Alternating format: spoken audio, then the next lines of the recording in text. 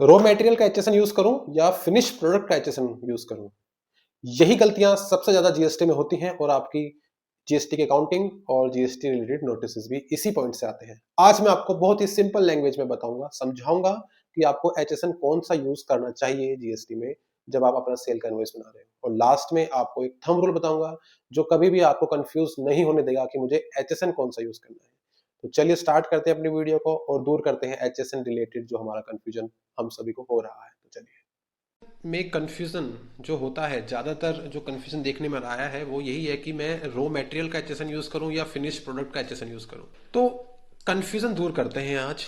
Raw material मैंने purchase किया है, उसका एचएसएन मैंने लगाया है 7201। ठीक है जी।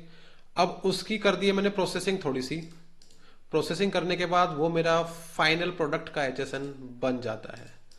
अब क्या एचएसएन यूज करो उस फाइनल प्रोडक्ट पे, सबसे बड़ी कंफ्यूजन तो यही है आज की। आप लोगों की भी कंफ्यूजन अगर यही है कि मैंने रॉ मटेरियल परचेज किया जिसका एचएसएन था 7201 फॉर एग्जाम्पल के लिए ले रहा हूं, कुछ प्रोसेसिंग करने के बाद फाइनल प्रोडक्ट बना, चाहे वो स्टील हो या मेरा कुछ टिकट वेंडिंग मशीन हो, वट एवर।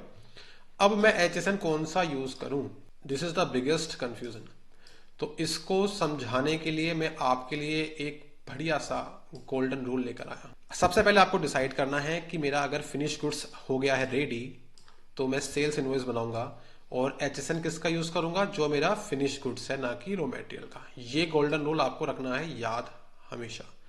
फिनिश गुड्स हो गया रेडी, सेल इनवॉइस बनेगा और एचएसएन यूज होगा फिनिश गुड्स का।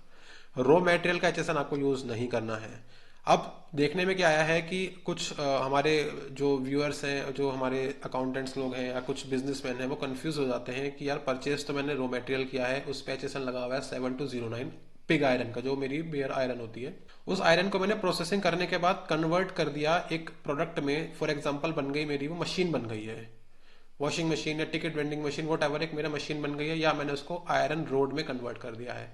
तो मुझे एचएसएन डिफरेंट लगाना पड़ेगा एज पर दी जीएसटी टैरिफ एक्ट। 7209 नहीं लगेगा रॉ मटेरियल। तो ये गोल्डन रूल आपको समझ में आ गया होगा। तो एचएसएन जो होता है ना दोस्तों, वो हमेशा डिपेंड्स करता है what you sell, not what you have buy या व्हाट यू हैव बॉट।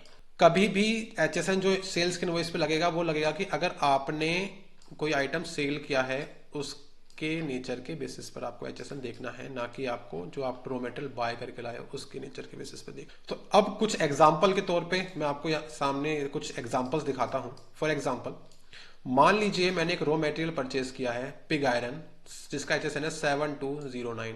थोड़ी बहुत प्रोसेसिंग कर दी मैंने लेकिन उसका नेचर मैंने चेंज नहीं किया। सिमिलरली मैंने सेम पिग आयरन को ही सेल कर दिया, तो एचएसएन मेरा 7209 ही यूज होगा।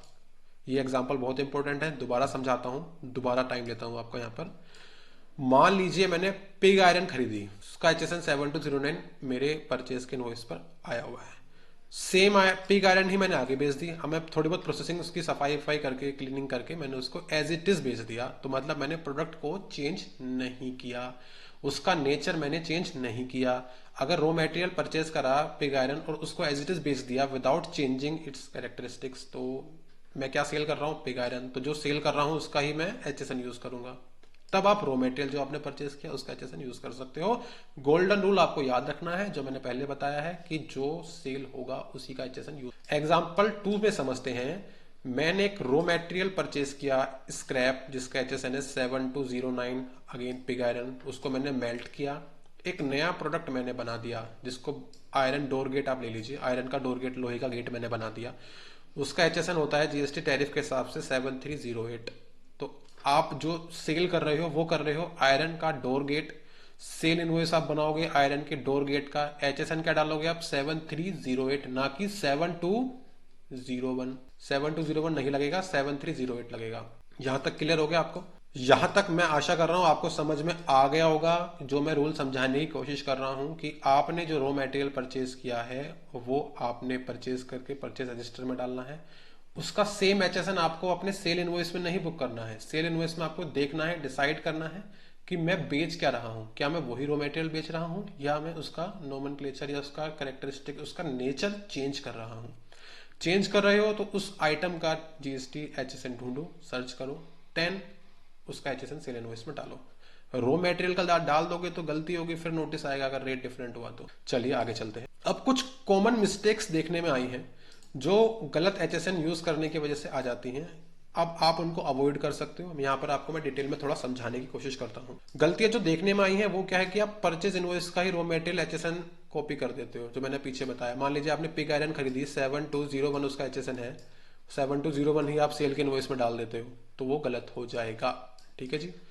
सॉफ्टवेयर का डिफॉल्ट एचएसएन, जो टैली वगैरह के सॉफ्टवेयर आप यूज कर रहे हो उसी का एचएसएन यूज कर रहे हो, अपनी नॉलेज अपना एक्सपर्टीज नहीं लगा रहे हो, तो आप कोई वैल्यू एडिशन नहीं कर रहे हो, तो गलती होने के चांस ज्यादा हैं। और मैन्युफैक्चरिंग प्रोसेस, जो आप जिस कंपनी में आप काम कर रहे हो या जिस कंपनी को आप ओन कर रहे हो या जिसके आप कंसल्टेंट हो, उस कंपनी की प्रोसेसिंग, मैन्युफैक्चरिंग प्रोसेसिंग, उसकी जो प्रोसेस वो करता है उसको बिना समझे उसकी सेल को बिना समझे आप एचएसएन फाइंड करना और गलती कर देते हो। सबसे पहले प्रोसेस समझिए, प्रोसेस क्या है, सेल क्या है, क्या सेल कर रहा है, फिर एचएसएन फाइंड करना। ठीक है जी। 3 गलती आपको नहीं करनी है। अगर आप ये 3 गलती नहीं करते हो तो आपके साथ एचएसएन की कंफ्यूजन की हमेशा। और एक बात और, गलत एचएसएन यूज करने से जीएसटी के कभी कभी नोटिस भी आ जाते हैं, प्रॉब्लम भी क्रिएट हो जाती है, तो आपको थोड़ा ध्यान रखना होगा उस पॉइंट को लेकर। ठीक है जी।